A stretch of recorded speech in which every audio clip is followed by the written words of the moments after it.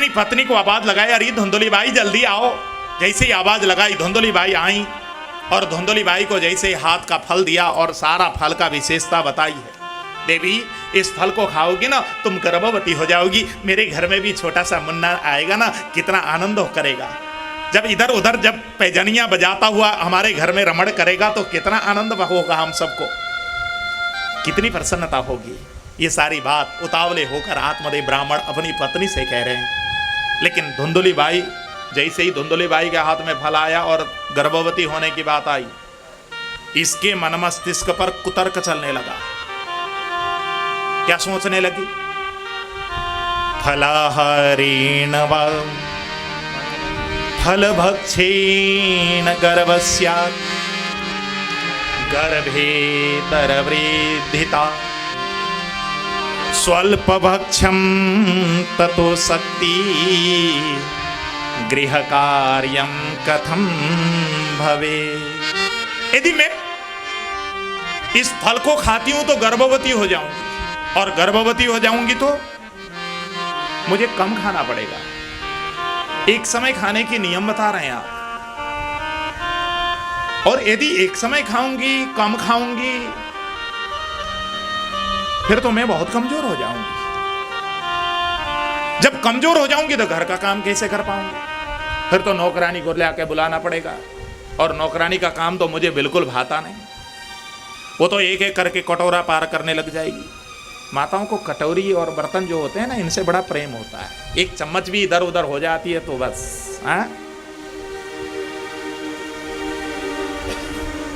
नहीं, मैं घर का काम स्वयं करूंगी।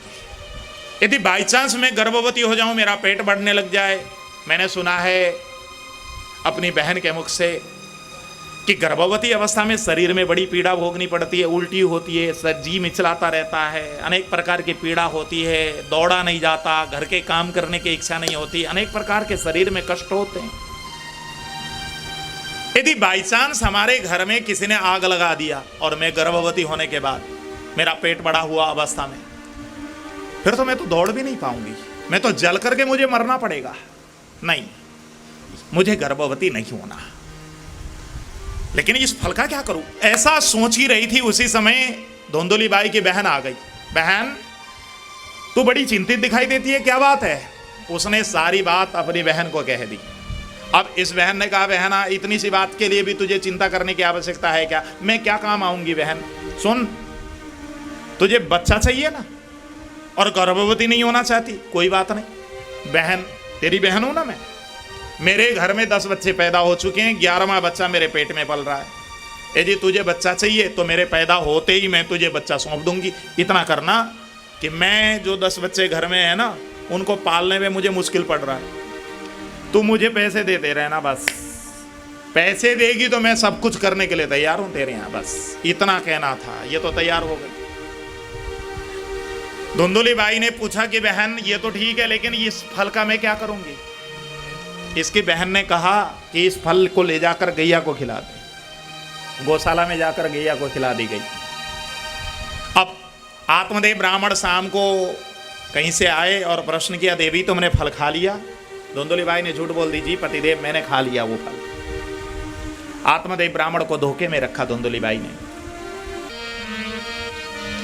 दिन बीतते गए और जैसे ही 9 महीना पूर्ण हुआ, धुंधली बाई के बहन के घर में जैसे ही पुत्र पैदा हुआ है, धुंधली बाई की बहन ने अपने पति से कहा, पतिदेव ये हमारी बहन को, ये बच्चे को दे आइए और वहां से पैसे लेके आना।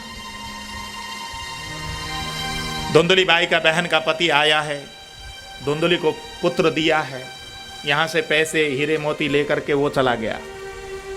आत्मदेव ब्राह्मण जब शाम को घर आए, धुंधली बाई के गोद में बैठा हुआ बालक को देखा। आत्मदेव ब्राह्मण की तो प्रसन्नता की कोई ठिकाना नहीं। अब तो आत्मदेव ब्राह्मण ने बाजे वाले बुलाए, खूब बधाइयां गाई गई, खूब नाच गान हुआ, खूब दक्षिणा बांटी इन्होंने, खूब गाय का दान किया इन्होंने। और पूरा उत्सव मनने के बाद आत्मदेव ब्राह्मण अपने गौशाला में गाय को देखने के लिए गौशाला में जैसे ही गए, देखा तो कभी इनके घर में गाय भी आती नहीं थी, आज गाय ब्याह रही है और गाय ने बहुत सुंदर बालक को पैदा किया। वो फल खाई थी ना गाय ने, उससे बड़ा सुंदर बालक पैदा हुआ। वो बालक देखने में मनुष्य जैसा, लेकिन उस बालक के दोनों कान गाय के कान जैसे। उस बालक को जैसे ही आत्मदेव ब्राह्मण ने देखा, खुशी की ठिकाना नहीं रही। आत्मदेव ब्राह्मण उस बालक को लेकर आए, धुंधुली बाई को सौंपते हैं, देवी आज परमात्मा ने ऐसी कृपा की कि एक तुम्हारे गर्भ से बालक पैदा हुआ, एक गाय के गर्भ से पैदा हुआ। अब ये दोनों बालकों को तुमको ही लालन पालन करनी है। इतना जब कहा, धुंधुली बाई भी प्रसन्न हो गई। धीरे धीरे ये दोनों बालक बड़े होने लगे। होनहार विरवान के होत चिकनपात, बचपन से ही लक्षण दिख जाते हैं मेरे भाई बहन। धीरे धीरे ये जब बड़े हुए दोनों बालक, तो गोकर्णो पंडितो ज्ञानी धुंधुकारी महाखल। गोकर्ण परम ज्ञानी हुए, पंडित हुए, पर धुंधुकारी महाखल, खल का मतलब बड़ा दुष्ट हुआ, बहुत दुष्ट बालक हुआ।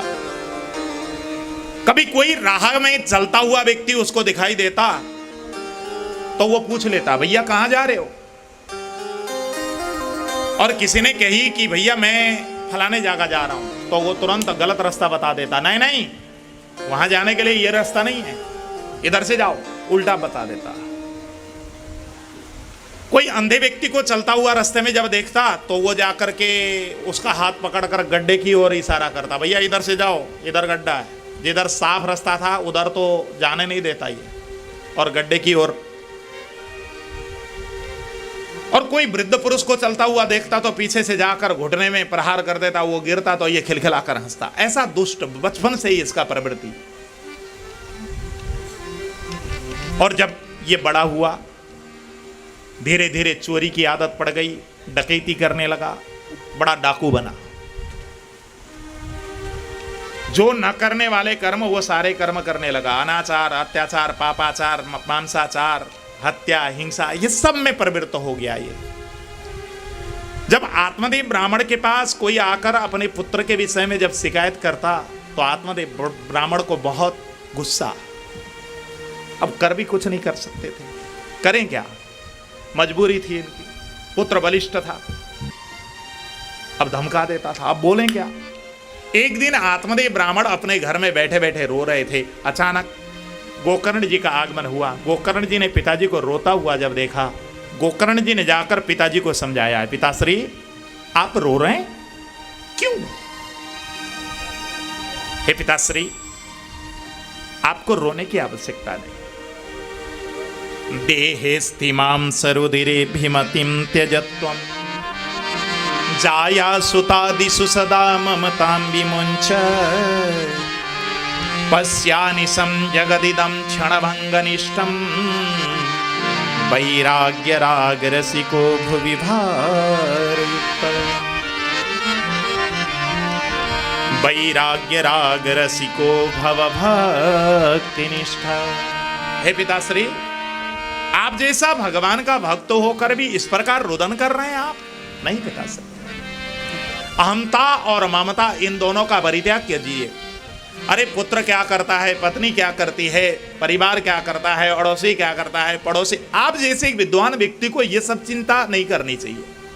पिताश्री आप रोइए मत। ये संसार में आकर सुख प्राप्ति, आप अपने संतान में सुख प्राप्ति देख रहे हैं? नहीं पिताश्री, न चेन्द्रस्य सुखम कश्चिन न सुखम चक्रवर्तिना सुखमस्ति विरक्तस्य मुनिरेकांत जीवन। और इसी श्लोक का गोस्वामी जी ने हिंदी में अर्थ कर दिया।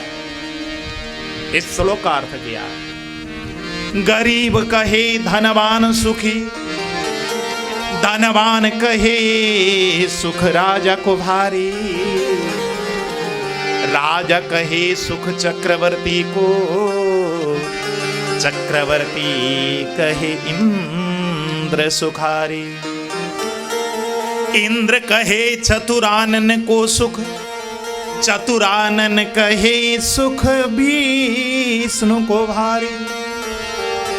तुलसीदास कहते रह गयो राम भजन बिन को न सुखारी। ये संसार में आने के बाद सुखी वो ही है जो भगवान का राम का दास है, जो भगवान कृष्ण का दास है। मेरे भाई बहन, भगवान कृष्ण और राम के दास के अलावा और संसार में जितने भी काम का जो दास है ना, वो काम का दास कभी भी सुखी नहीं रह सकता। हे पिताश्री, आप तो परमात्मा के भक्त हैं, आप भगवान के भक्त होकर भी इस प्रकार दुखी हो रहे हैं? नहीं पिताश्री, आपको तो घर को परित्याग करके वन में जाकर भगवान का ध्यान करना चाहिए, दशम स्कंद का पाठ करके अपने जीवन को धन्य बनाना चाहिए। पिताश्री, आप रोइए मत, आपको तो प्रसन्न रहना चाहिए। आप बुढ़ापे में रोने का क्या मतलब? पत्नी क्या कर रही है, बेटा क्या कर रहा है, आप इस चिंता में क्यों खोते हैं? इतना कहना था। आत्मदेव ब्राह्मण को समझ में आ गई गोकर्ण की बात। गोकर्ण जी की बात सुनकर आत्मदेव ब्राह्मण चल पड़े। देखो, ये जो जीवन में किया हुआ जो सत्संग है ना, ये टॉर्च का काम आता है। टॉर्च हर समय काम नहीं आती, लेकिन कभी कभी गुप्त अंधेरा होता है।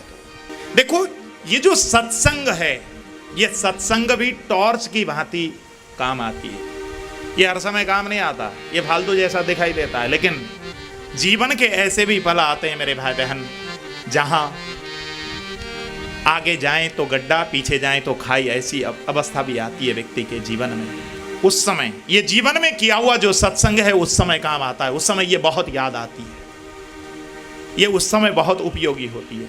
तो जीवन भर आत्मदेव ब्राह्मण ने जो सत्संग किया था वो अब काम आ रही है। आत्मदेव ब्राह्मण तपस्या करने के लिए वन की ओर चले।